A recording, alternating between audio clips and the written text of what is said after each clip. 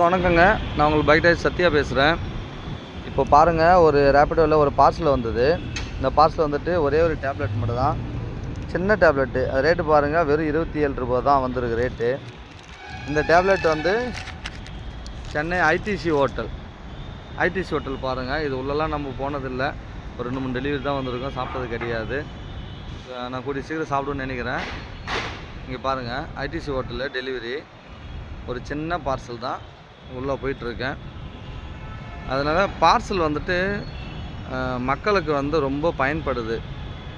இதை வேறு தடை பண்ணி வச்சுருக்காங்கன்னு சொல்கிறீங்க. பார்த்து கொஞ்சம் பண்ணுங்கள். பைக் டாக்ஸியில் வந்து பார்சல் வந்து ரொம்ப ரொம்ப முக்கியம். பார்சல்னால் பல நன்மைகள் நடக்குது.